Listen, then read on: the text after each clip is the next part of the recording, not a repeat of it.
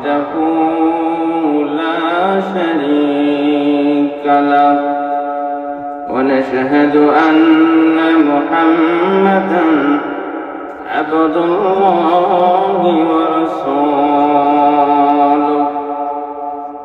أما بعد فقد قال الله تبارك وتعالى في كلامه المجيد সকলে তেলাওয়াত করুন আউযু বিল্লাহি মিনাশ শাইতানির রাজীম বিসমিল্লাহির রাহমানির রাহিম। অনেকেই তেলাওয়াত করতেছেন না, এখান থেকে সব দেখা যায়, এখান থেকে সব দেখা যায়। এই জন্যই মঞ্চটা উঁচু করা হয়, এই জন্যই হুজুরকে একটু উপরে বসানো হয়, যে কারণে যে সামনে যারা থাকে তাদেরকে দেখা যায়। এই মঞ্চটা কি মনে করতেছেন যে এটা নতুন মঞ্চ? না, 1400 বছর আগের থেকে এই মঞ্চ কায়েম হয়েছে। সুবহানাল্লাহ। রাসূল সাল্লাল্লাহু আলাইহি ওয়াসাল্লাম আলোচনা করতেন খেজুরের গাছের গোড়ার উপর বসে। এরপরে মিম্বার তৈরি করা হলো, মিম্বরে বসে আলোচনা করতেন। সামনে তাকায় দেখতেন কার হালত কেমন। জান্নাতের মধ্যেও আল্লাহ এরকম মঞ্চ কায়েম করবেন, মঞ্চের মধ্যমণি হবেন আমাদের নবী। সুবহানাল্লাহ। তাহলে আমরা কোন মঞ্চের, কোন জলসার, কোন মাহফিলের মেহমান আপনারা মনে হয় বুঝতে পারছেন। যারা এই মজলিসে আসলো, আশা করা যায় জান্নাতের মজলিসেও তাদের স্থান হবে। কি আমরা আশা করতে পারি কি পারি না? ইনশাআল্লাহ পারি। এই কারণে অনেকে বিসমিল্লাহ বলতেছেন না, আউযুবিল্লাহ বলতেছেন না। এই আউযুবিল্লাহ, বিসমিল্লাহ, সুবহানাল্লাহ, আলহামদুলিল্লাহ এই তাসবিহগুলো পাঠ হবে এই মজলিসে। এই কারণেই এটা জান্নাতের বাগান।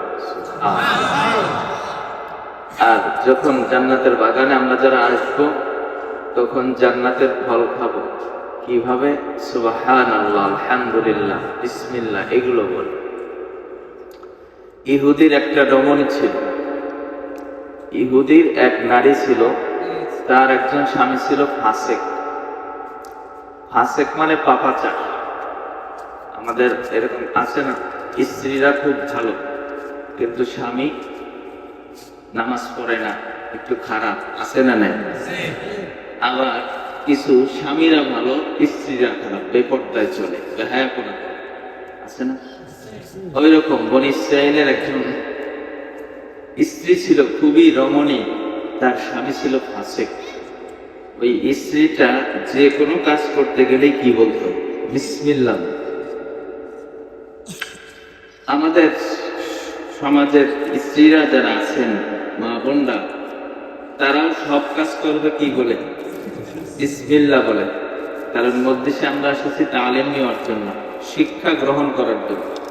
এই একটা তালিম প্রথমেই দিয়ে দিলাম, শুরু করার আগে সব কাজে কি বলবো? ইহুদির রমণী বিসমিল্লাহ শরীফ তেলাওয়াত করিয়া যাবতীয় কাজগুলো করত। স্বামীর এটা পছন্দ হইতো না। অনেক মহিলারা আছে নামাজ পড়ে, রোজা রাখে, পর্দা করে, অনেক স্বামীর এটা পছন্দ হয় না। শালি কাম আর কাম, কাজ আর কাজ। তুমি কাজ করো, মাজায় একবারে গামছা বাঁধে, সে খুশি। কিন্তু নামাজ পড়লো 10 মিনিট, তার দেরি সহ্য হয় না। আছে না? নাই? আছে। আমরা তো গ্রামের লোক, কাজের লোক, এরকম আছে। পিঁয়াজ যখন উঠানো শুরু হবে, পিঁয়াজ কাটতে একটু দেরি হলে অবস্থা খারাপ হবে, কথা কয় না? নামাজ পড়তে গেলে একটু দেরি হলে চিল্লাচিল্লি হয়। কিন্তু রক্তের পর রক্ত, দিনের পর দিন রাতের পর রাত, সপ্তাহের পর সপ্তাহ চলে যায়, ওই স্বামীটা নামাজ পড়ে না, রোজা রাখে না, স্ত্রীটা রোজা রাখে, নামাজ পড়ে। এইরকম একজন রমণী ছিলেন, যিনি সব কাজ করতেন বিসমিল্লাহ বলিয়া। স্বামীর এটা সহ্য হয় নাই, সে মনে মনে ভাবলো স্ত্রীকে একটু শিক্ষা দিতে হবে, সে তো আমার কথা মানে না। যে কারণে স্বামীর সব কথাই মানতে হবে, কিন্তু নাফরমানি, আল্লাহর নাফরমানি যুক্ত কোনো কাজের যদি সে নির্দেশ দেয়, সেই অর্ডার মানা যাবে না। আমরা খালি ওয়াজের মধ্যে স্ত্রীরা স্বামীর খেদমত করবে, স্বামীর পাও ধরবে, পা টিপবে, খেদমত করবে, এই ওয়াজই শুনি। কিন্তু স্বামীদেরও কিছু কর্তব্য আছে, স্ত্রীদেরকে নেক কাজের সুযোগ করে দিতে হবে। কোন ভালো কাজ করলে সেই ভালো কাজে সহযোগিতা যদি স্বামী না করে, ওই স্ত্রী কখনোই ভালো কাজ করতে পারবে না। এইরকম একটি রমণী স্ত্রী ছিল, বিসমিল্লাহ বলে কাজ করত। স্বামী একদিন টাকার একটা থলি তার কাছে দিয়ে বলতেছে, এই টাকাটা রাখ। উনি বিসমিল্লাহ বলে তাকের উপর রাখছে। রাখার পর উনি স্ত্রী চলে গেছে, ওই থলিটা ওই স্বামী নিয়ে কূপের মধ্যে ফেলে দিয়েছে। কিছুক্ষণ পর আসে বলে, আমার থলিটা দাও। স্ত্রী রমণী আল্লাহ আমাদের ব্যক্তি দুনিয়ার মধ্যে আসমান থেকে আল্লাহর পক্ষ থেকে তার উপর সাহায্য করেন কে? আল্লাহ। দুনিয়ার মধ্যে বালা মুসিবত বিপদ আপদ ফিতনা ফাসাদ যাই করেন না কেন, আপনি যদি আল্লাহর গোলাম হন আর আল্লাহর কাছে যদি আপনার ফরিয়াদগুলো পেশ করেন, আপনার মন যদি পৃথিবীর কোন মানুষের দরকার নেই, আসমান থেকে ফয়সালা হবে। যে কারণে আল্লাহর আদেশ ছিলেন, বিসমিল্লাহ বলে যখন ওই তাকের মধ্যে হাতটা ঢুকাইল, আসমানের ফেরেশতা জিবরাইলকে আল্লাহ রহমতের সাগরে জোশ মেরে গেল। জিবরাইল যাও যাও, আমার গোলামি করে করে পৃথিবীর মধ্যে যদি কেউ অপমানিত হয়, আমার গোলামি করবে আর সে অপমানিত হবে, আমি আল্লাহ এটা সহ্য করতে পারবো না। জিবরাইল যাও, কূপের মধ্যে থেকে টাকার থলিটা হাত ওই তাকের উপর যাওয়ার আগে তুমি পৌঁছায় দাও। জিবরাইল এসে টাকার থলিটা কূপের মধ্যে নিয়ে স্থানে রেখে দিলেন। বিসমিল্লাহ বলে মহিলাটা হাত বাড়াইল, সঙ্গে সঙ্গে টাকার থলিটা পেয়ে গেল, স্বামীকে দিয়ে দিল। স্বামী দেখে আশ্চর্য হয়ে গেলেন, বললেন, আমি শিক্ষা গ্রহণ করলাম, আমার স্ত্রী থেকে আমি তালিম নিলাম, দুনিয়ায় যতদিন বেঁচে থাকি সমস্ত কাজের শুরুতে আল্লাহর নামে বিসমিল্লাহ বলবো। তাহলে আমরা এই শিক্ষা গ্রহণ করতে পারি না? সমস্ত কাজের শুরুতে কি হবে? জোরে বলেন, বিসমিল্লাহির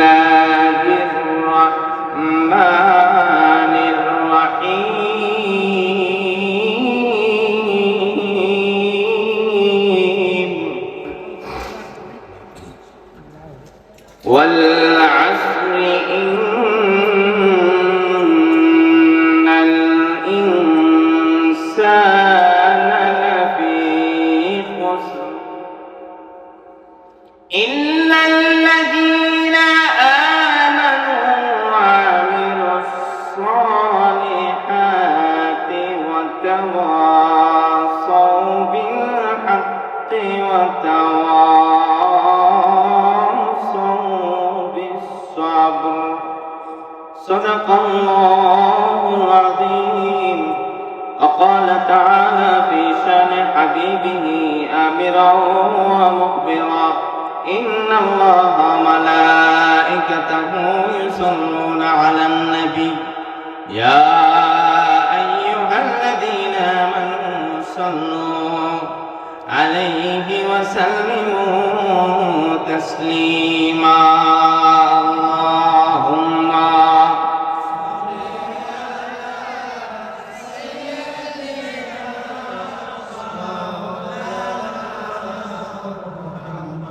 وعلى آل سيدنا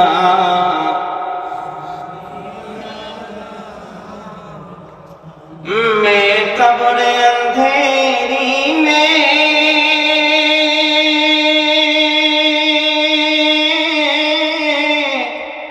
घबराऊंगा जब तन्हा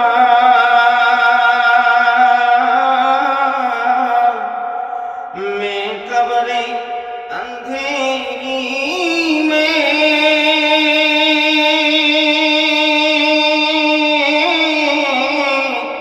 घबराऊंगा जब तन्हा इमदाद मेरी करनी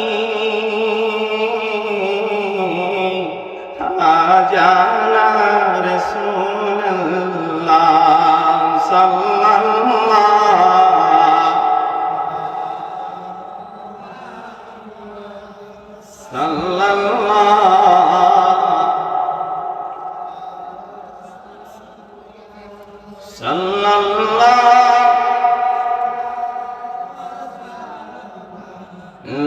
सल्लल्लाहु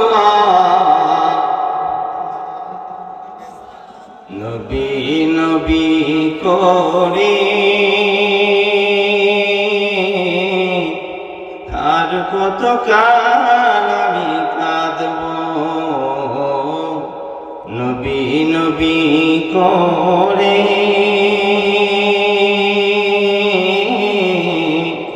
আর কত কাল আমি কাঁদব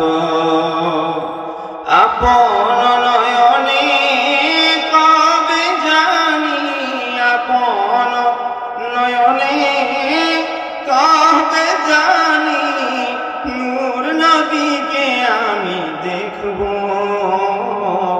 নবী নবী করে আর কত কাল আমি কাঁদব সেই দুনিয়ায় সবই আছে নবীকে না দেখে থাকতে পারি না কেঁদে কেঁদে চোখের জলে বয়েছে নদী সেই নদী কেঁদে বলে সাগর বানাবো নবী নবী করে আর কত কাল আমি কাঁদব নবী নবী করে আর কত কাল আমি কাঁদব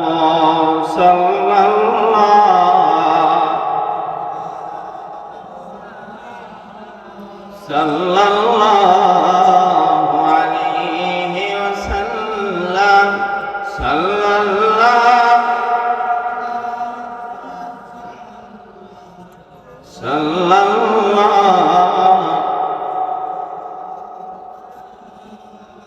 নবীর নূরানী চেহারা যেই চোখ পৃথিবীর মধ্যে একবার আমার নবীজির নূরানীর চেহারা দেখবে নবীজির নূরানী চেহারা দেখার সাথে সাথে ওই চোখের জন্য জাহান্নামের আগুন হারাম হয়ে যাবে সুবহানাল্লাহ আল্লাহ নবী বলেন মান রাআনি ফিল মানামি ফাকাদ রাআনি ফাইন্না শাইতানা লা ইয়াতামাসসালা ফি সূরাতি যে ব্যক্তি দুনিয়ার মধ্যে স্বপ্নে কিংবা মুরাকাবার হালতে আমি নবীর চেহারা মোবারক দেখবে সে আমাকেই দেখবে শয়তান আমার চেহারা ধরতে পারে না তাই আমরা জীবনে একবার হলেও নবীর চেহারা দেখতে চাই কে কে নারায়ে তাকবীর নারায়ে তাকবীর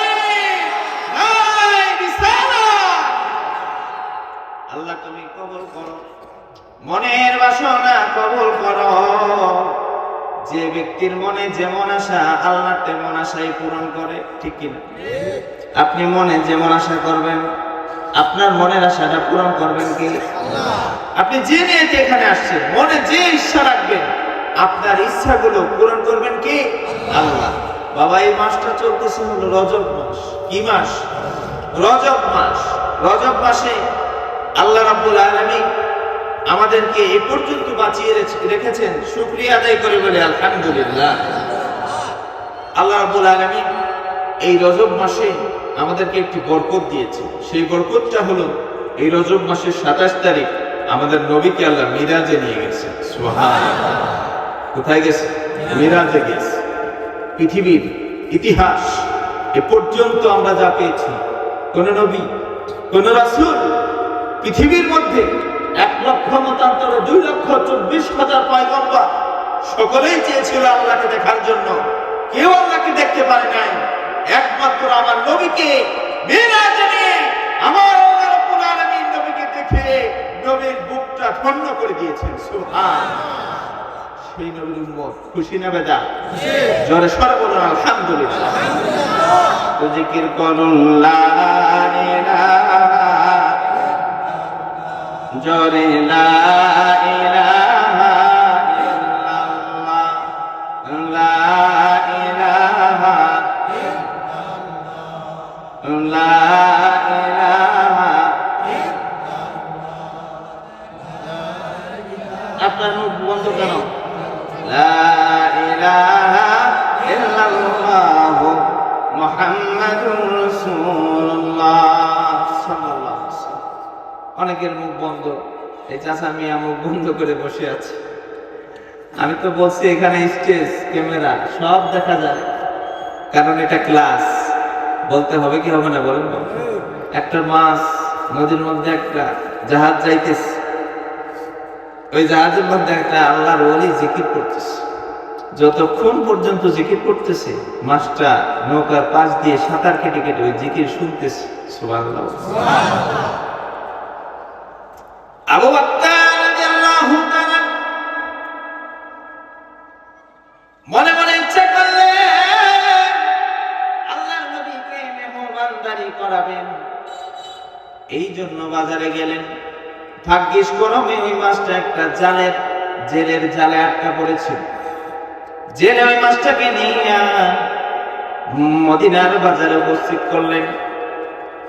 ওই মাছটা আবু বকর রাদিয়াল্লাহু তাআলা ক্রয় করলেন। ক্রয় করার পরে বাড়িতে এসে স্ত্রীকে বললেন, ও আমার বিবি জান, আল্লাহ নবী আমাদের মেহমান হবেন। কে মেহমান হবে? আল্লাহ নবী। পৃথিবীর কুল কায়নাত গোটা সৃষ্টি জগতে আলমে বারসাক রূহের জগৎ সহ পৃথিবীর সৃষ্টির শুরু থেকে শেষ পর্যন্ত যত মানুষ আসছে সকল মানুষের মধ্যে সর্বশ্রেষ্ঠ মানুষ হলেন আমাদের নবী, সর্বশ্রেষ্ঠ নবী হলেন আমাদের নবী, সর্বশ্রেষ্ঠ মেহমান হলেন আমার নবী। সেই নবী আমাদের বাড়িতে আসবেন। সুবহানাল্লাহ। বলেন, এই এলাকার মধ্যে যখন পীর সাহেব হুজুর আসেন, এই এলাকার মধ্যে যখন পীর সাহেব হুজুর আসেন, তাহলে সর্বশ্রেষ্ঠ মেহমান আমরা পেয়ে যাই, ঠিক কিনা? কারণ কি? আল উলামা ওয়ারাসাতুল আম্বিয়া। নবী নাই, নবী বলেন আমি দুনিয়ার মধ্যে আমার ওয়ারিস রেখে গেলাম। আল উলামা ওয়ারাসাতুল আম্বিয়া, আমি মারা যাওয়ার পরে আমার কোনো ওয়ারিস নাই, কিন্তু দুনিয়ার মধ্যে কিয়ামত পর্যন্ত আমার একজন ওয়ারিস থাকবে। সেটা হলো আলেম হক্কানি মাওলানা আকরাম পীর মাশায়েখ। এরা নবী নয়, কিন্তু নবীদের ওয়ারিস। নবীর মুখের কালিমাগুলো, কোরআনের আয়াতগুলো, আল্লাহর জিকির, আল্লাহর নবীর পথ, আল্লাহর পথ যারা দেখা যায় তারা হলেন বর্তমান যুগের হক্কানি মাওলানা আকরাম পীর মাশায়েখ, ঠিক কিনা বলো? এই জন্য পীর সাহেব হুজুর আসলে আমরা মনে করি সর্বশ্রেষ্ঠ মেহমান আসছে, ঠিক না? এই জন্য আমাদের বাড়ির মধ্যে ভালো ভালো আয়োজনগুলো আমরা করি খাওয়ানোর জন্য। এটা কি নতুন জিনিস? কি বলেন নতুন জিনিস? 1400 বছর আগের জিনিস।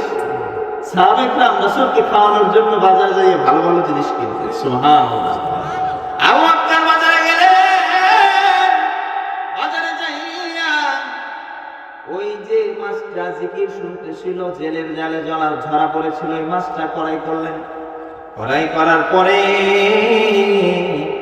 বাড়িতে এসে বিবিকে বললেন, বিবি যান, দোজাহানের বাদশাহ নবীজি আমার বাড়িতে মেহমান হবেন, এই মাছটা ভুনা করে নবীর সামনে দিবা। মাছটা কাটা হলো, আঁশ ছাড়ানো হলো, কিন্তু মাছটা যখন তেলের উপর দেয় ওই মাছটা আর ভাজি হয় না। যখন তেলের উপর দেয় মাছ ভাজি হয় না, মাছকে ভুনা করা যায় না, মাছ সিদ্ধ হয় না। আল্লাহর নবী আসার পর নবীর দরবারে হাজির করা হলো, নবীজি আপনি তো সব খবর রাখেন, আল্লাহ আপনাকে সব জানিয়ে দেন, এই মাছটা কড়াই করার পরে ভুনা করা যাচ্ছে না। আল্লাহ নবী ডেকে বললেন, আবু বকর, ও শুনে রেখে দাও, কিয়ামত পর্যন্ত যদি আগুনের মধ্যে মাছটা রাখা হয়, কিয়ামত পর্যন্ত আগুন জ্বলবে, কিন্তু মাছের কোনো ক্ষতি হবে না, মাছ সিদ্ধ হবে না। আল্লাহু আকবার। বলে কেন? কারণ কি? নবী বললেন যে মাছের মুখে আল্লাহর নামের জিকির, এক আল্লাহর ওলি করছেন, ওই মাছটা জিকির শুনতেছিল, যে মুখ দিয়ে আল্লাহ রাব্বুল আলামিনের জিকির বের হয়, সেই মুখ কখনোই জাহান্নামে জ্বলবে না। দুনিয়ার আগুন নয়, দুনিয়ার আগুন নয়, জাহান্নামের আগুন ওই মাছটাকে জ্বালাইতে পারবে না। জিকির শুধু শুনতেছিল, বলে নাই। মাছ বলতে পারে না তাই বলে নাই, কিন্তু আমাদের মুখ দিয়েছে আল্লাহ বলতে পারি, কথা কয় না। কত মানুষ আছে বোবা, কথা কইতে পারে না, মন চায় বলতে পারে না, আছে না? কিন্তু আমাদের মুখ দিয়েছে আল্লাহ, আমরা বলতে পারি। সেই জন্য জোরে জোরে বলি লা ইলাহা ইল্লাল্লাহ, লা ইলাহা,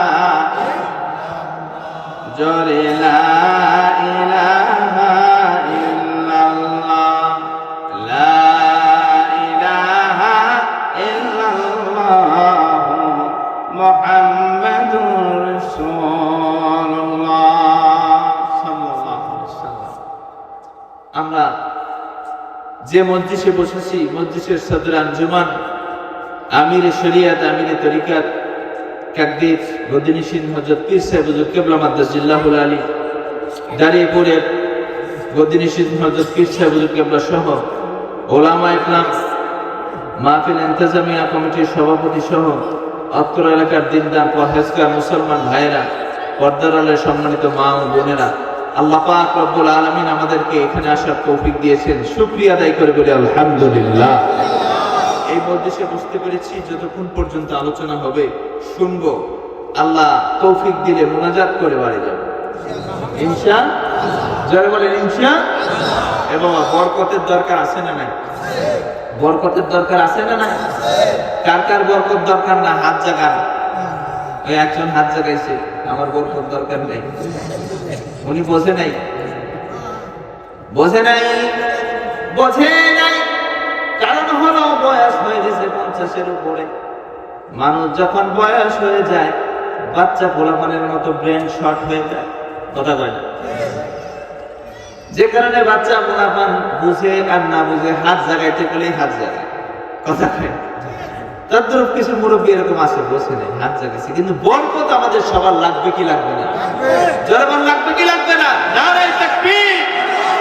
আমরা বরকত চাই, বরকতের মাসে বরকত চাই। এই মাসে আল্লাহ নবী শিখিয়ে দিয়েছেন, আল্লাহুম্মা বারিক লানা ফি রজব ওয়া শাবান ওয়া বাল্লিগনা রমাদান।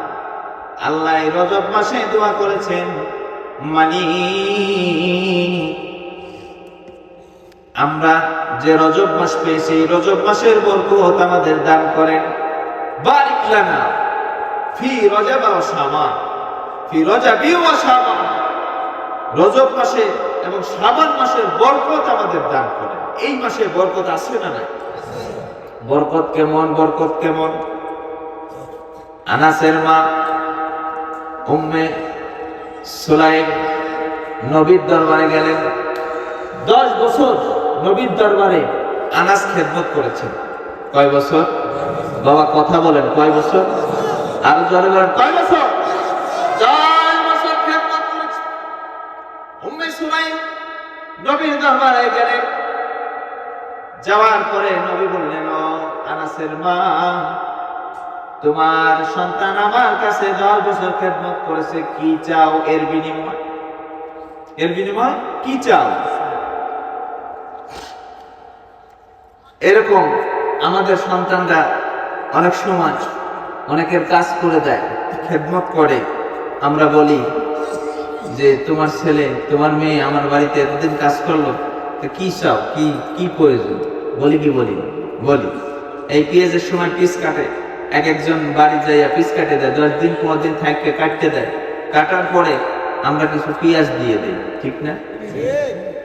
নবীর দরবারে আনাস যখন ছোট বালক, কথা বলতে পারে না, সেই সময় কোলে করে এনে নবীর দরবারে হাজির করলেন। নবীজি, এই যে আমার আনাস ইসলামের খেদমতের জন্য তোমার কদমে সুপর্দ করলাম।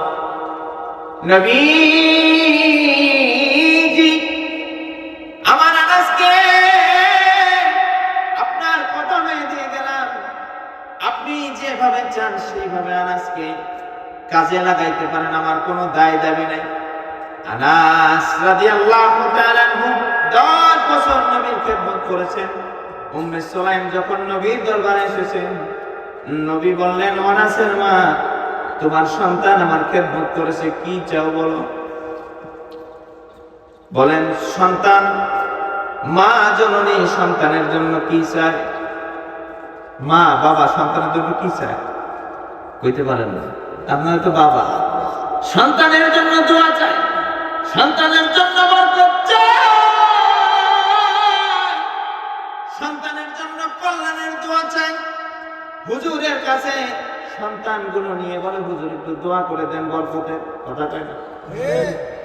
এখন যারা আশেপাশে চায়ের দোকানে, যারা আশেপাশে ঘোরাফেরা করে, তাদের বরকত লাগবে না বিদায় তারা ঘুরে বেড়ায়। কিন্তু আমাদের বরকত লাগবে কি লাগবে না? জোরে বলেন, লাগবে কি লাগবে না? লাগবে। এই জন্য আল্লাহর ওলির সোহবতে বসে গেছি বরকতের দোয়া নেওয়ার জন্য, ঠিক না? যারা বাহিরে আছেন, আপনাদের যদি বরকত লাগে তাহলে প্যান্ডেলে আসেন, আর যদি বরকত মনে করেন না লাগে তাহলে বাহিরে থাকেন। ঘটনাটাকে শোনেন। আনাসের মা বললেন, নবীজি, আমার ছেলের জন্য গাড়ি চাই না, বাড়ি চাই না, সম্পদ চাই না, কিছুই চাই না। আমি আমার সন্তানের জন্য আপনার কাছে একটু বরকতের দোয়া চাই। সুবহানাল্লাহ বলেন। কিসের দোয়া? এখন তো এগুলো উঠে গেছে। আমরা আগে দেখছি মা জননীরা, বাবারা সন্তান হইলে পীর মশাই আলেম ওলামা যখন আসতো, কোলে করে নিয়ে হুজুরের কোলে আগে বসাইতো, কথা কয় না? আছে না নেই? আগে ছিল না? কোলে নিয়ে বসায়, এখনো আছে, কিন্তু এটা কমে যাচ্ছে। এখনো আছে, হুজুরের কোলে বসায়, হুজুর একটু দোয়া করে দেন, হুজুর কোলে একটু দোয়া করে দেন, মুখে একটু বিস্কিট দেয়, একটু ফল দিয়ে দেয়, পানি দিয়ে দেয়, ঠিক কি? আনাসের মা বলেন, নবীজি, সন্তানের জন্য কিছু চাই না। পৃথিবীর মধ্যে যত মা জননীরা আছেন, তারা সন্তানের জন্য গাড়ি চায় না, বাড়ি চায় না। আলেম ওলামা ওয়াজের মজলিসে এসে বসলে, কোন মজলিসে বসলে আল্লাহর কাছে দোয়া করে, মালিক, আমার সন্তানকে সুস্থভাবে সুখে রাখো, দুনিয়ার বিপদ আপদ বালা মুসিবত থেকে দূর করিও, ওকে শান্তিতে রাখো, ওকে সুখে রাখো, ঠিক কিনা? কোন কঠিন নিদান এমন কোন মা নাই সন্তানের জন্য বরকতের দোয়া করে না। সর্বসময় যায় নামাজে বসে সন্তানের জন্য দোয়া করে, ঠিক কি ঠিক না? সন্তান যদি বিপথে চলে যায়, মায়ের কথা শোনে না, বাবার কথা শোনে না, বাড়ি থেকে বের করে দেয় না, আল্লাহর কাছে গভীর রজনীতে কেঁদে কেঁদে আল্লাহর কাছে দোয়া করে। কোন আলেম ওলামা আসলে হাত ধরে দোয়া করে, বাবা ও হুজুর আমার সন্তানের জন্য দোয়া করেন, কথা শোনে না। আনাসের মা বলেন, নবীজি আমার সন্তানের জন্য অন্য কিছু চাই না, আপনি তো দোয়া করে দেন। আল্লাহর নবী হাত উঠাইলেন, আল্লাহুম্মা বারিক লি আনাস ইবনে মালিক ফি মালিহি ওয়া ওয়ালাদিহি, হে আল্লাহ আনাসের মালের মধ্যে আর সন্তানের মধ্যে বরকত দান করেন। সুবহানাল্লাহ। বরকতের দোয়া করলেন। এ বাবা বরকত আছে না নাই? জোরে বলেন, বরকত আছে না নাই? এই যে বাগদিনের বাজার প্রত্যেক সপ্তাহে 2-3টা করে গরু জবাই হয়, কি হয় না? প্রত্যেক সপ্তাহে আশেপাশের বিক্রয় বাজার সহ প্রতি সপ্তাহে শত শত গরু জবাই হয়, একটাও কুকুর জবাই হয় না। কি কুকুর কি জবাই করে? কুকুর জবাই হয় না, জবাই হয় কি? গরু। সপ্তাহ পর সপ্তাহ গরু জবাই হয়, কুকুর জবাই হয় না। কুকুরের গোশত কেউ খায় না, কিন্তু বছরে গরু বাচ্চা দেয় একটা, কুকুরে বাচ্চা দেয় 7টা 8টা 10টা 12টা। কথা খায় না? কুকুরে বাচ্চা দেয় কয়টা? অনেকগুলো বাচ্চা দেয়। কুকুরে বাচ্চা দেয় অনেক, গরুতে বাচ্চা দেয় একটা। কিন্তু আল্লাহ রাব্বুল আলামিন এই গরুর মধ্যে বরকত দিয়েছেন।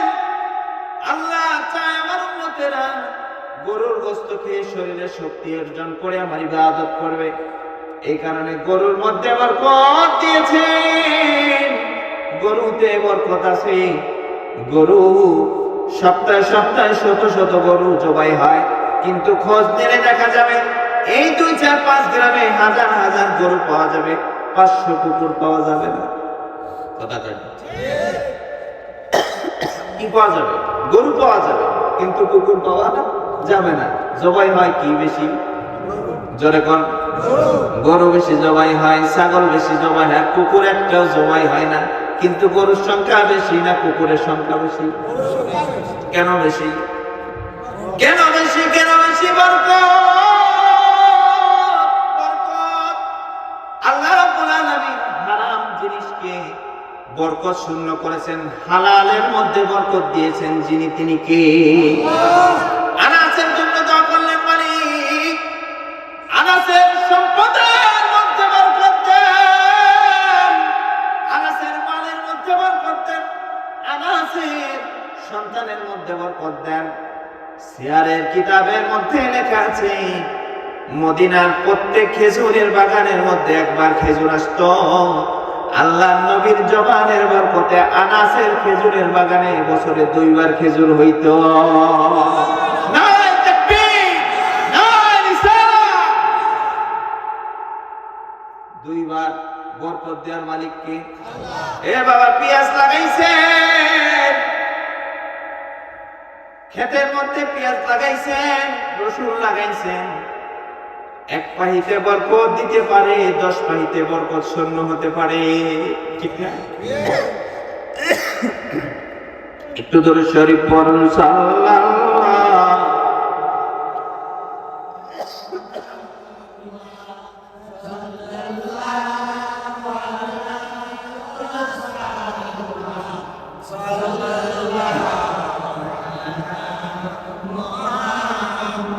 আল্লাহুম্মা সাল্লি ওয়া সাল্লিম ওয়া বারিক আলাইহি। মাশাআল্লাহ। এই আপনার হামা পড়ার যুবকরা সহ যারা বৃদ্ধ আছেন, আপনারা দুরূদ শরীফ ভালো করে পড়েন, মহব্বতের সাথে পড়েন। আলহামদুলিল্লাহ।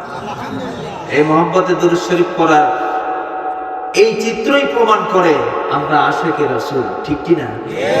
আমরা নবীর খাঁটি উম্মত, আমরা আশিকে রাসূল। দুনিয়ার সব চলে যাবে কিন্তু নবীর কদম ছাড়বো না। আমরা আশিকে রাসূল, এই জন্য বেশি বেশি দুরূদ পড়ি। কিন্তু একদম মরবে আছে, দুরূদ শরীফ পড়লে গায়ে চুলকানি হয়, জ্বালা হয়, আছে না? মিলাদ কিয়াম জায়েজ নাই, দুরূদ পড়া যাবে না। ইব্রাহিম, দরুদ ইব্রাহিম ছাড়া কিছু বোঝেন আছে না? আমি কারোকে দোষ বলছি না বাবা, দুরূদ শরীফ যুগে যুগে ছিল, এ পর্যন্ত আছে। ইমাম বুখারী রাহমাতুল্লাহ আলাইহি বুখারী কিতাব লিখেছেন, এই বুখারী কিতাব যে শেষ করবে তার কমপক্ষে 2000 দুরূদ শরীফ তেলাওয়াত হয়ে যাবে। সুবহানাল্লাহ। অবিহি ক্বালা হাদাসানা, এইভাবে বলতে বলতে ক্বালা রাসূলুল্লাহ সাল্লাল্লাহু আলাইহি ওয়াসাল্লাম, প্রত্যেকটা হাদিসের পরে কি আছে? সাল্লাল্লাহু আলাইহি ওয়াসাল্লাম। বুখারী শরীফ যদি কেউ পড়ে, হাজার হাজার দুরূদ শরীফ তার পড়া হয়ে যাবে। তুমি বুখারী পড়ে মওলানা হও নাই, কি করে বলবে হইছো যে দুরূদ শরীফ পড়া যাবে? তুমি সাল্লাল্লাহু আলাইহি সাল্লাম পড়ো নাই?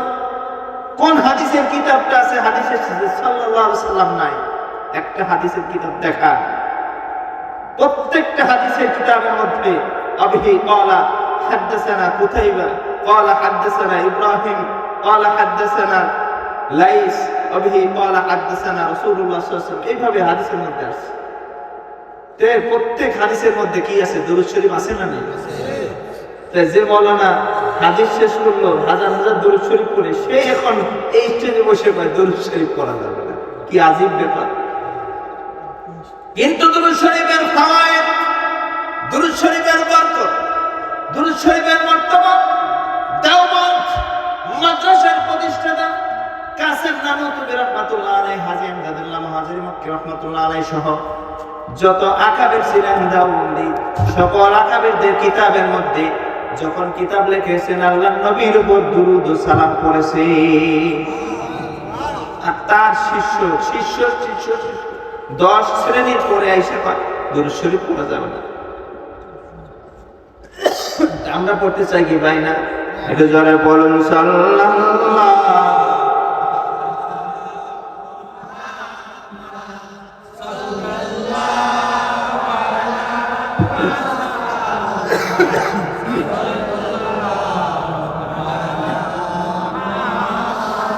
মন আমার কাঁদে রে, কবে যাব আমি রওজা পাকে, ঠিক কিনা?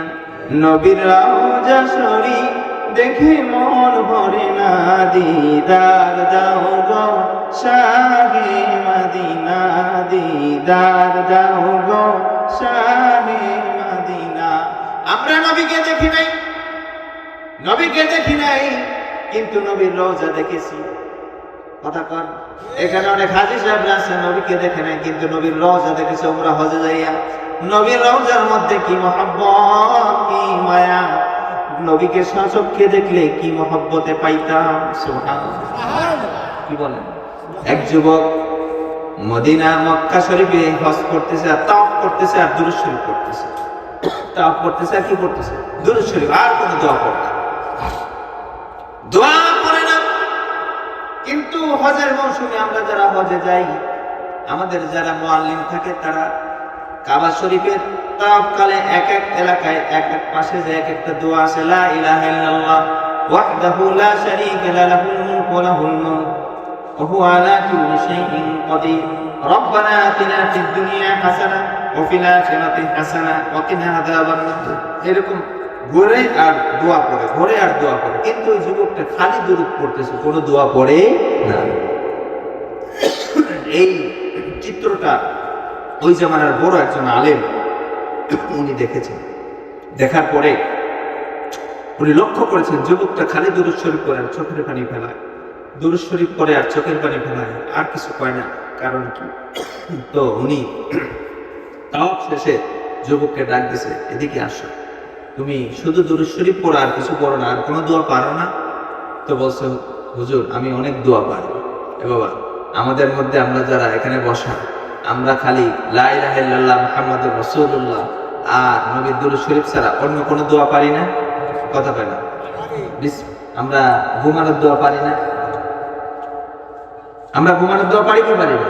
কি ঘুমানোর দোয়া কি?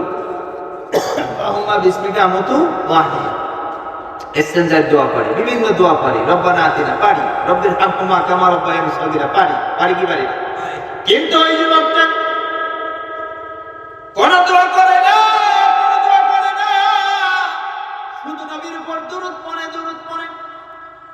ওই আলেম জিজ্ঞেস করলো, বাবাজি তুমি কি কোনো দোয়া পারো না? আমল তুমি অন্য কোনো দোয়া করো না, শুধু দুরূদ শরীফ পড়ো।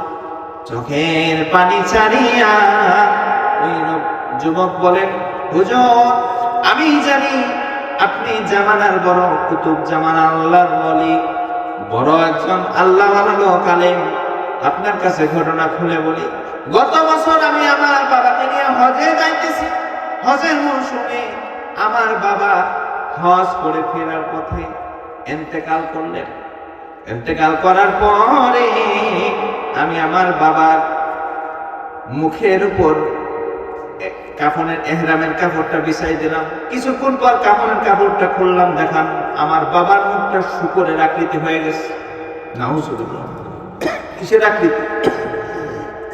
যারা বলেন শুকরের আকৃতি হয়ে গেছে।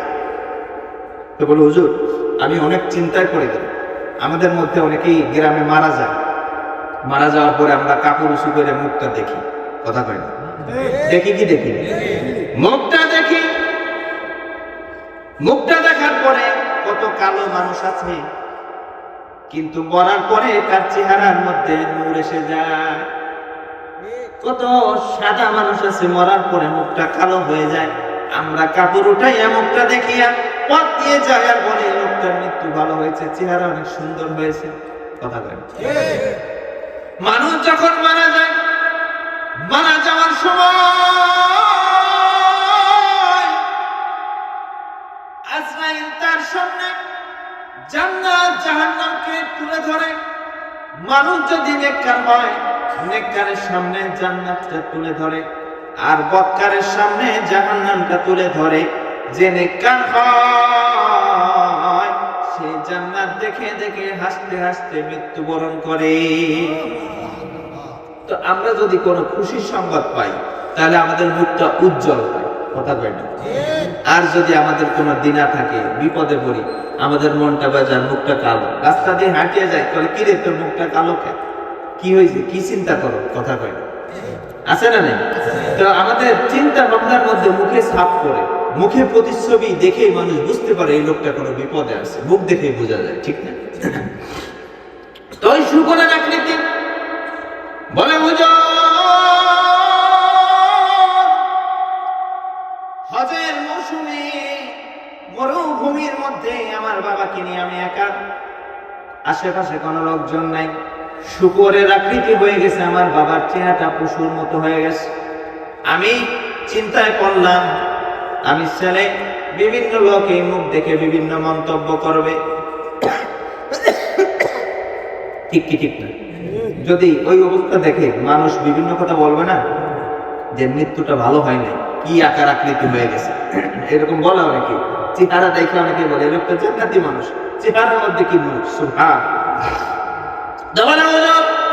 আমি তার চেহারা দেখিয়া শুকরের আকৃতি হয়ে গেছে, চিন্তায় পড়ে গেলাম। আমি একা, কোনো মানুষ নাই। তো আমি বালির মধ্যে শোয়াইয়া আমি বাবার মুখের উপর কাপড় দিয়ে দিলাম। গভীর রজনীতে আমি তন্দ্রাচ্ছন্ন হয়ে পড়লাম। সকালবেলা বাবার জানাজা হবে, মানুষের সামনে কিভাবে মুখ দেখাবো? স্বপ্নের মধ্যে দেখি রে সাদা কাপড় পরিয়া নুরানি চেহারা নিয়া একজন যুবক আমার বাবার সামনে চলে আসলো। বাবার কাছে আসিয়া আমার বাবার মুখের উপর দিয়ে কাপড়টা সরাইয়া মুখে হাতটা বোলাই দিল। হাতটা যখন মুখে লাগাইল, আমার বাবার চেহারা নুরানি হয়ে গেল। ঘুমের মধ্যে স্বপ্ন দেখি হুজুর আমার বাবার চেহারা নুরানি হয়ে গেল। আমি ঘুম থেকে জাগিয়া বাবার মুখের উপর থেকে কাপড় সরাইয়া দেখলাম আমার বাবার চেহারাটা নুরানি। স্বপ্নের মধ্যে ওই যুবকটার জামা টানিয়া ধরে বললাম, যুবক আপনি কি? ওই যুবকটা বলল, আমি আর কেউ নাই, মদিনার কামলিওয়ালা নবী। শোনো হে যুবক, শোনো, ইন্না লিল্লাহি মালাইকা সাইয়াহিনা ফিল আরদ ইউবাল্লিগুনানি মিন উম্মতি আসসালাম। ও যুবক মনে রেখে দাও, দুনিয়ার মধ্যে এমন কিছু ফেরেশতা নিযুক্ত করে রেখেছেন আল্লাহ, এই ফেরেশতাদের দুনিয়ার মধ্যে আর কোনো কাজ নাই। এই ফেরেশতারা দুনিয়ার মধ্যে ঘরে আর ঘরে যেখানে আমার দুরূদ শরীফ তেলাওয়াত হয়, এই দুরূদ শরীফটা নিয়ে আমি নবীর দরবারে পেশ করে দেয়। আজকে যখন এই ফেরেশতা আমার সামনে আসছে, আমি বলি অমুক গ্রামের একজন লোকের দুরূদ শরীফ তুমি আনো নাই, কারণ কি? বলেন আমাদের খোঁজ খবর আল্লাহর নবীর কাছে আছে না নাই? আছে না নাই? আছে। উম্মতের খোঁজ খবর নবী যদি না নেন আর নেবে কে? বলেন সন্তানের খোঁজ খবর তো বাবাই নেবে, কথা বল না?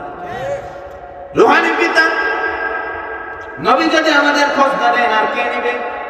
এক কথা তারা কথায় যায়, আল্লাহর নবী যখন ইন্তেকাল করবেন, জিবরাইল এসে বলে, নবীজি আল্লাহ আপনাকে ইখতিয়ার দিয়েছেন, আপনি যদি দুনিয়ায় থাকতে চান কিয়ামত পর্যন্ত থাকতে পারবেন, আর যদি আল্লাহর সাথে দেখা করতে চান দেখা করতে পারবেন। আল্লাহর নবী বলে, জিবরাইল তুমি আল্লাহর কাছে যাই একটু খোঁজ খবর নাও, আল্লাহ এই মুহূর্তে কোন অবস্থায় আছে। তো জিবরাইল চলে গেছে, যাইয়া আল্লাহর কাছে যখন গেছে যে ইয়া রাব্বুল আলামিন আপনার নবীর কাছ থেকে আসলাম, তো উনি জানতে চাইছেন যে আপনার কি অবস্থা। আল্লাহ রাব্বুল আলামিন জিবরাইলকে বললেন, জিবরাইল 63 বছর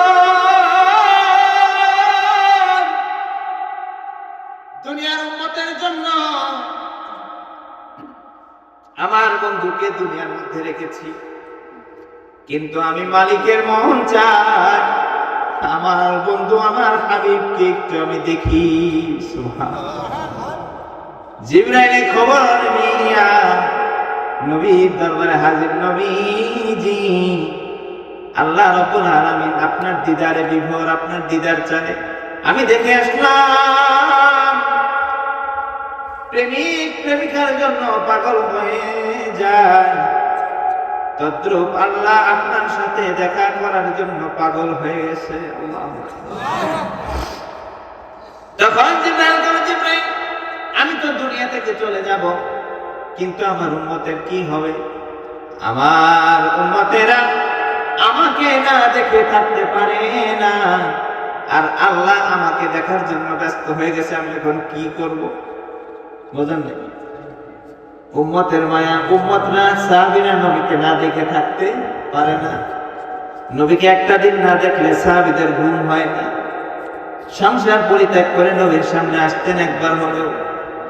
এদিকে উম্মতের মায়া, ওদিকে আল্লাহর দিদার, নবী কি করবেন বুঝতে পারবেন না। আল্লাহ জিবরাইলকে পাঠিয়ে দিলেন, জিবরাইল যাও যাও যাও, কিয়ামত পর্যন্ত এই নবীর উম্মতকে, আমার বন্ধুর উম্মতকে দেখভাল করার দায়িত্ব আমি আল্লাহ রাব্বুল আলামিন নিয়ে নিলাম। আমাদের দায়িত্ব আল্লাহ নিয়ে নিলেন। এরপরে আল্লাহ রাসূল নবীর দরবারে চলে গেলেন। মৃত্যুর সময় আমার নবী আমাকে বলেন না, এখন পর্যন্ত নবী আমাকে বলেন না, আমার কথা মনে করেন, কথা কোন ঠিক না? কাদের কথা? যারা নবীর শানে দুরূদ পড়ে, চেহারা বিকৃত হয়ে যায়। আল্লাহর নবী ফেরেশতাকে বলেন, ওই এলাকার লোকের খবর কি? দুরূদ শরীফ তো তার আসলো না, আজকে কি হলো?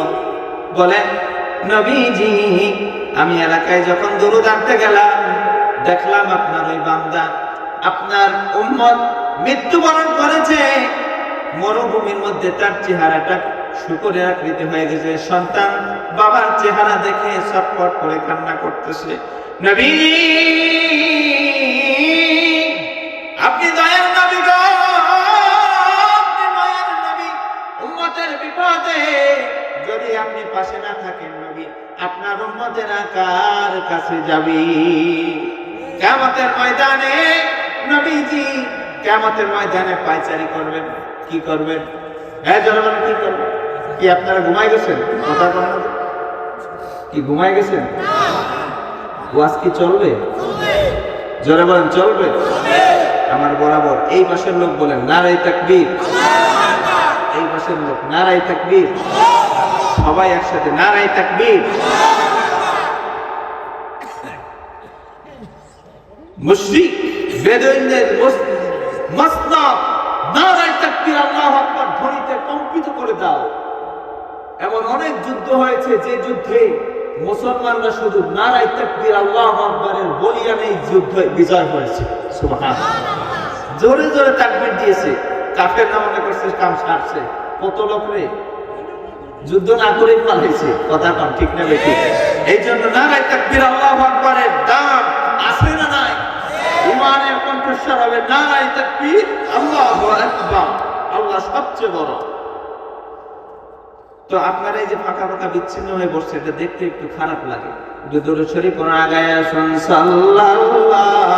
কাছে চলে আসেন, ফাঁকা করে বসেন না, একটু কাছে চলে আসেন। এখনই মোনাজাত হবে সাল্লাল্লাহ।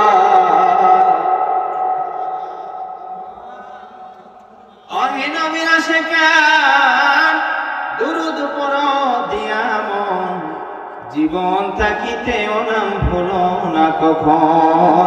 সাল্লাল্লাহ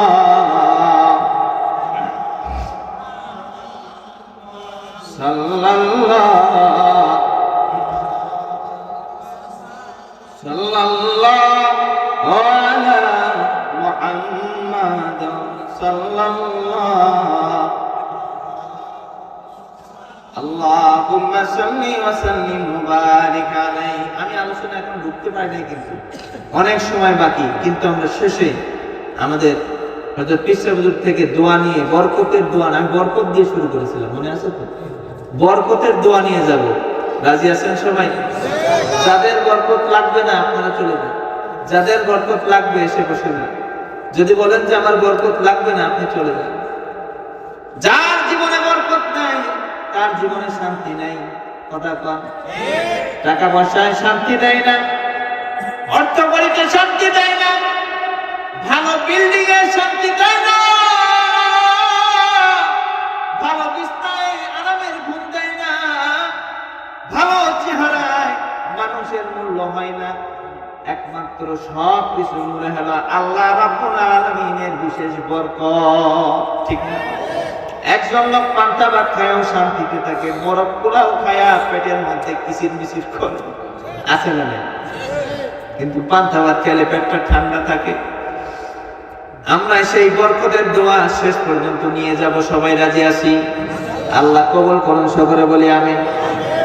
তো বলতেছিলাম আল্লাহ রাসূল সাল্লাল্লাহু আলাইহি সাল্লাম মদিনার নবী, উম্মতের নবী, ফেরেশতাকে বললেন আমার উম্মত বিপদে পড়ছে, আমি নবী হইয়া মদিনায় থাকতে পারি না, চলো চলো যাই।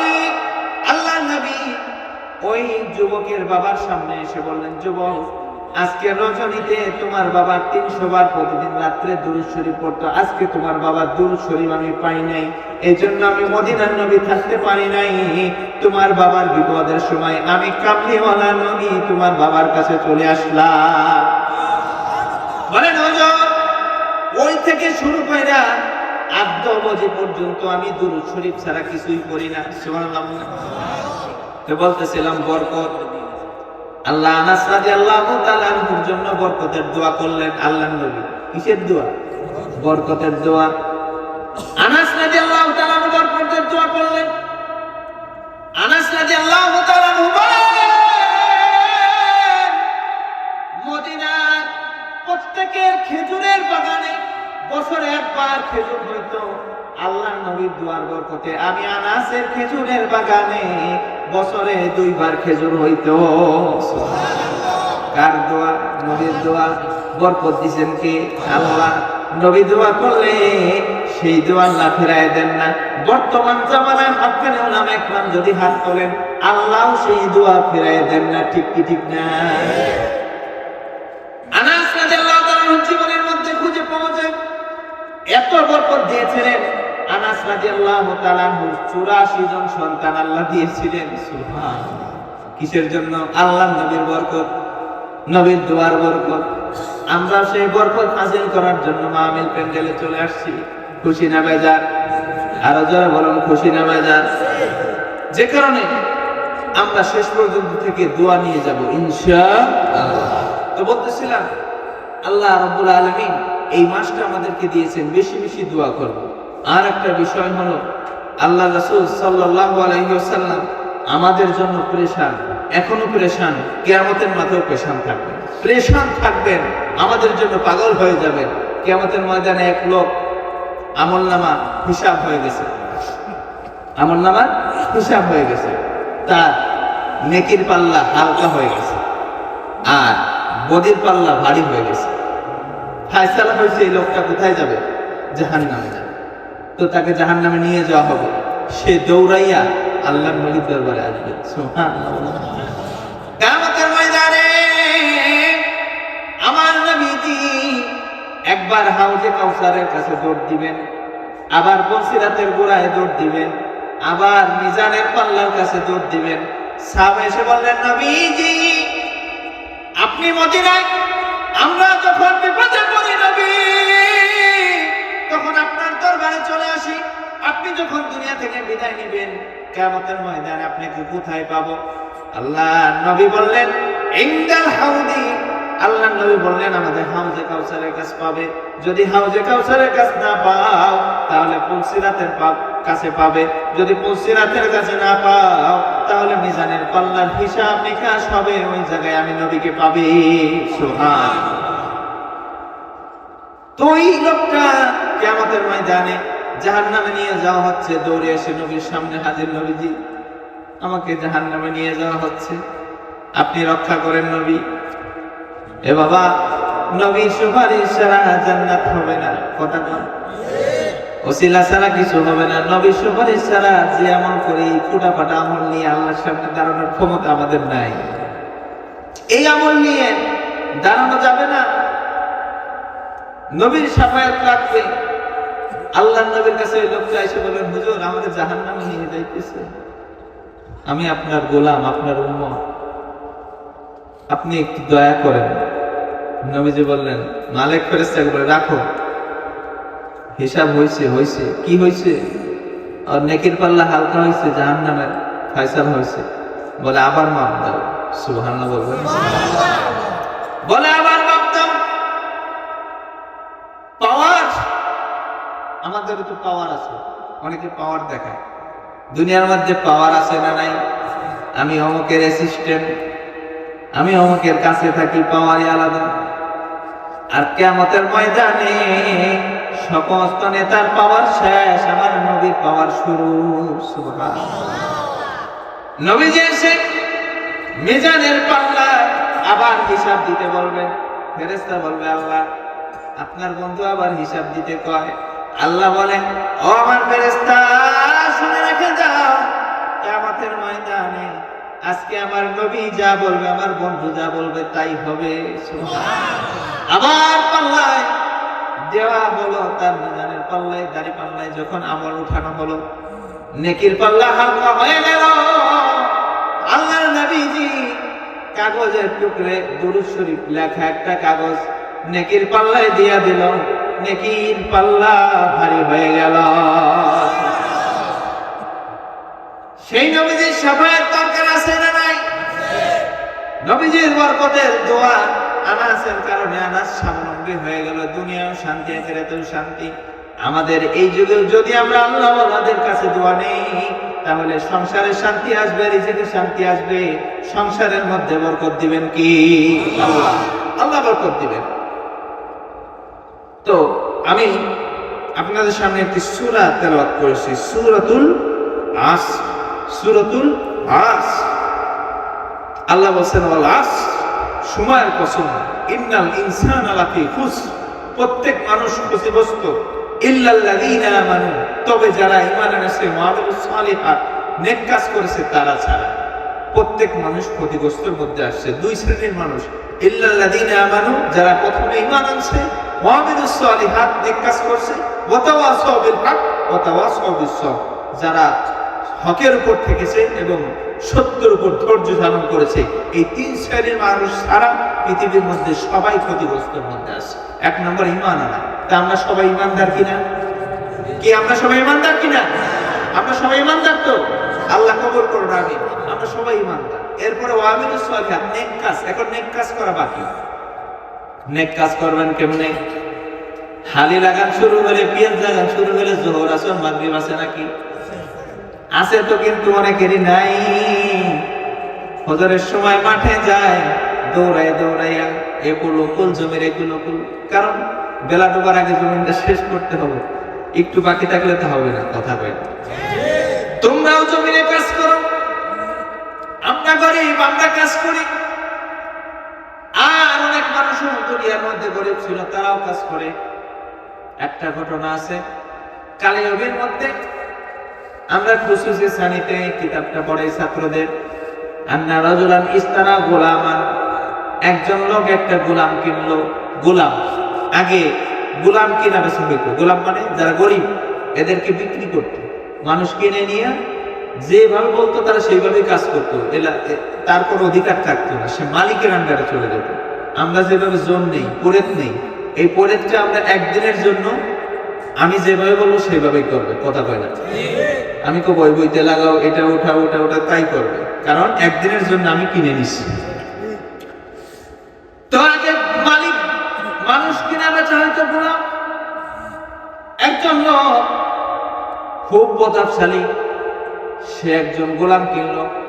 কিন্তু ওই গোলামটা মনিবকে শর্ত দিল, আমাকে 3টা জিনিস দিতে হবে, এছাড়া আপনি আমার দিয়ে যা করাবেন আমি তাই করব। কিন্তু 3টা শর্ত আমাকে মানতে হবে। কয়টা? 3টা শর্ত মানতে হবে। 1 নম্বরে, যখন নামাজের সময় হবে তখন আমি কোনো কাজ করব না। যখন নামাজের সময় হবে তখন আমি কোনো কাজ করব না। 2 নম্বরের শর্ত, দিনের বেলা আপনি যত কাজ করান করব, রাতের বেলায় আমাকে দিয়ে কোনো কাজ করাবেন না। 3 নম্বরের শর্ত হলো, আমাকে এমন একটা ঘর দিবেন যে ঘরে আমি ছাড়া অন্য কেউ প্রবেশ করতে পারবে না। এই 3টা শর্ত দিয়ে মালিকের কাছে সে বিক্রি হয়ে গেল। শর্ত দিল কয়টা? 3টা। আর আমরা শর্ত দেই, কালকে আমার লাগা দিস, পিস লাগা দিস। পিসের কোথায় বেশি আসে, আমাদের চাষ হয়, ঠিক আছে। বিড়ি 5 প্যাকেট কিন্তু রেডি রাখো, কথা কয় না? 1 নম্বর শর্ত 5 প্যাকেট আকিস বিড়ি। 2 নম্বর শর্ত, দুপুরবেলা মুরগির গোশত দিয়ে কিন্তু খিচুড়ি রান্না করে খাওয়াতে হবে। 3 নম্বর শর্ত, সংসারে চাল ডাল নাই, শেষ বেলায় কিন্তু টাকাটা আজকে দিতে হবে, কথা কয় না? আমাদের শর্ত তাদের শর্তের মধ্যে কত পার্থক্য। সে শর্ত দিল 1 নম্বরে যে আনতামনানি ইদা নদী ইদা ওয়াক্তাস সালাত, যখন নামাজের সময় হবে তখন আপনি আমাকে দিয়ে কোনো কাজ করাবেন না। আর ওয়ালা তাশগুলনি, লা তাশগুলনি বিন নাহার ওয়ালা তাশগুলনি ফিল লাইল, আপনি আমাকে দিনের মধ্যে যত কাজ করান করাইবেন, রাত্রে কোনো কাজ করাবেন না। 3 নম্বর শর্ত, আমার জন্য একটা ঘর দিয়ে দেবেন যেই ঘরে এক কোনায় কেউ যাবে না। 3টা শর্ত দিবেন। দেখেন আমাদের শর্ত তার শর্ত, তো 3টা শর্ত দিয়ে রাজি হয়ে গেল। দিনের বেলায় কাজ করে, কিন্তু শর্ত 1 নাম্বার, ওয়াক্ত মতো নামাজ পড়ে। কি ভাই, আমরাও কাজ করি, ওয়াক্ত মতো নামাজ পড়ার শর্ত দিতে পারি কি পারি না? কি কথা কয় না হুজুর? আপনি একবার আসল জায়গায় হাতটা দিছেন, এমন জায়গায় হাত দিছেন, এই জায়গাটা তো একবারে আমরা দুর্বল। আমাদের আগের শর্তগুলোই তো ভালো ছিল, এবার কি শর্ত ঢুকাইতেছেন? ওই আরেকজনের বলে বেশি চিন্তা হয়, কারণ উনি দিনের মধ্যে মানে 10 প্যাকেট শেষ করে। এরকম আছে না নাই? এক্সাম্পল, উদাহরণ দিলাম। কিন্তু শর্ত আমরা দেব, কেমন শর্ত দেব? কাজ করবো ঠিকই, কিন্তু শর্ত দেব যে শর্তের মধ্যে আমার থাকতে হবে আল্লাহর নৈকট্য। 1 নম্বরে শর্ত দেব, কাজ করব, কিন্তু নামাজের সময় আমাকে দিতে হবে। 2 নম্বরের শর্ত হলো, আমি যখন কাজ করব তখন আমার মজুরিটা সঠিক সময়ে দিয়ে দিতে হবে, বাকি রাখবে না। এরকম শর্ত আমরা দিতে পারি। তো ওই লোকটা শর্ত দিছে, সারাদিন কাজ করে, কিন্তু রাত্রেবেলা তার দিয়ে কোনো কাজ করানো যাবে না। সে রাত্রেবেলায় দাঁড়ায় দাঁড়ায় নামাজ পড়ে।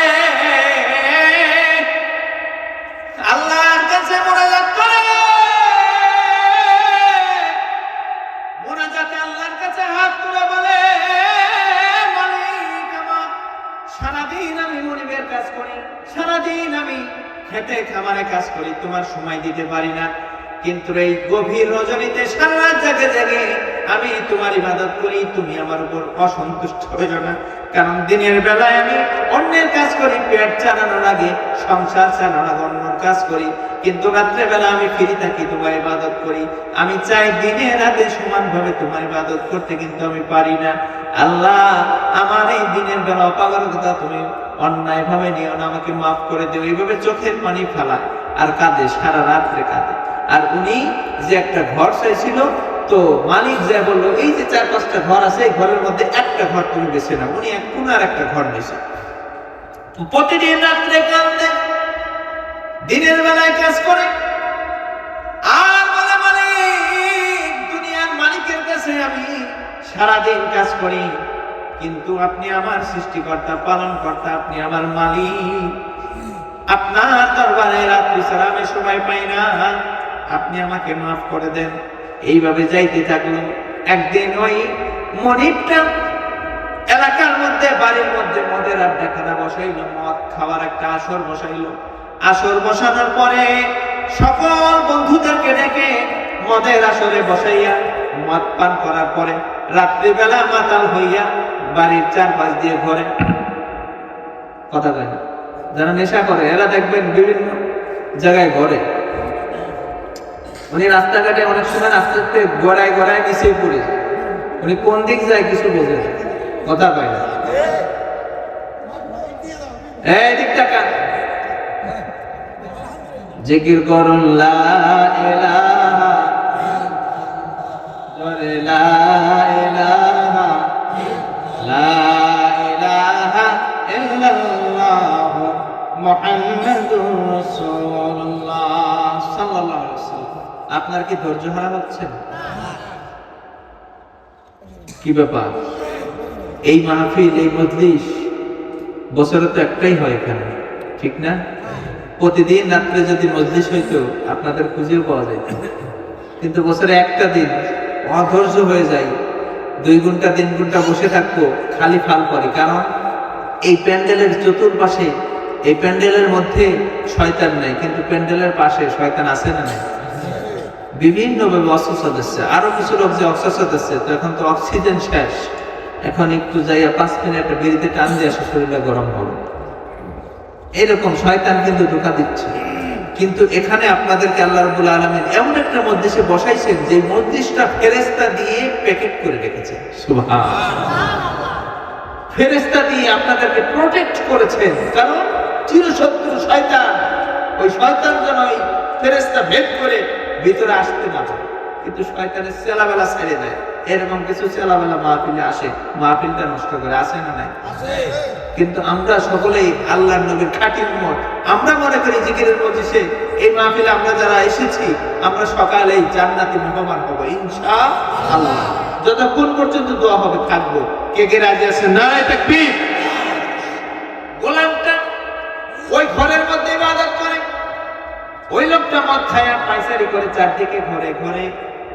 ওই যখন গোলামের ঘরের সামনে যায়, যাওয়ার পরে যখন ঘরের সামনে যায়, দেখে আসমান থেকে নূরের একটা মিনার, নূরের একটা বাতি তার ঘরের মধ্যে পড়েছে।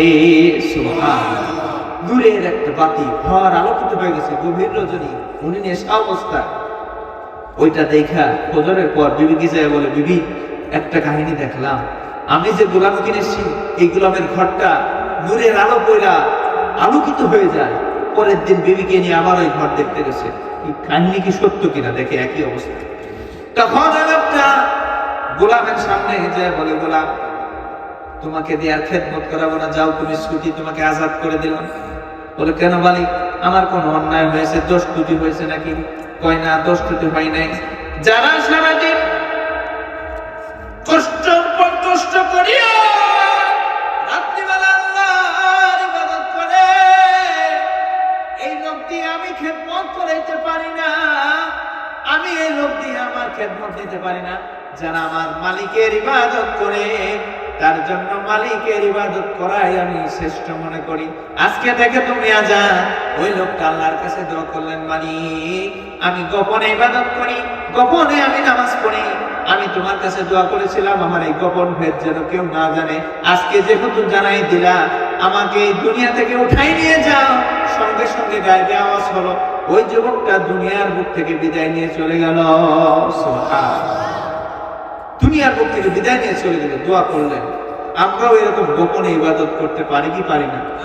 দরবার পারি কি পারি না?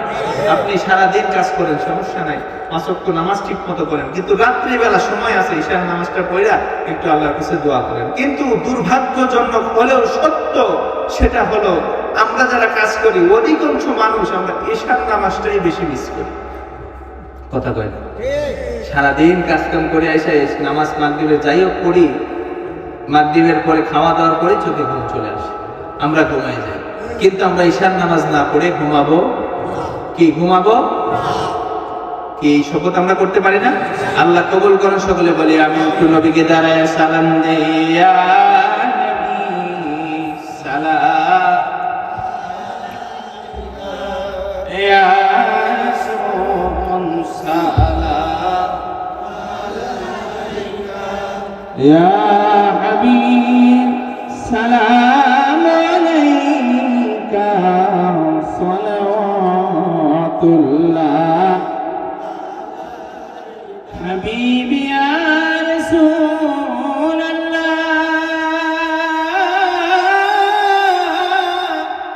উম্মতের দরদি নবীজি আমার, ওয়া হাবিবাল্লাহ, আমাদের মরণের কালে নবী আপনাকে নিকটে পেলে থাকবে না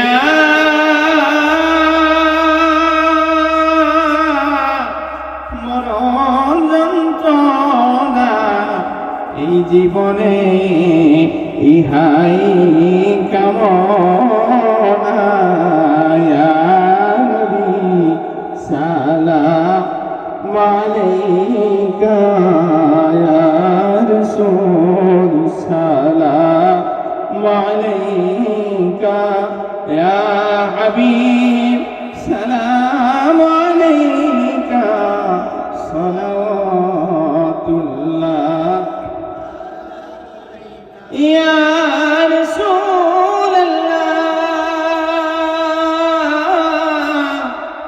উম্মতের দরদি নবীজি, ওয়া হাবিবাল্লাহ,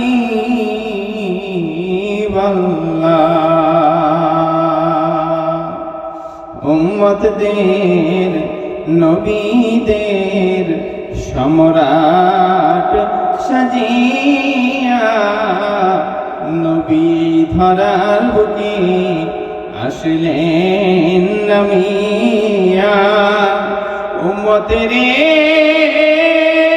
এতিম বানাইয়া নবীজি ঘুমাইলেন সোনার মদিনা, ইয়া নবী সালাম, ইয়া রাসূল সালাম, ইয়া হাবিব সালাম আলাইকা সালাওয়াতুল্লাহ, ইয়া রাব্বি সাল্লি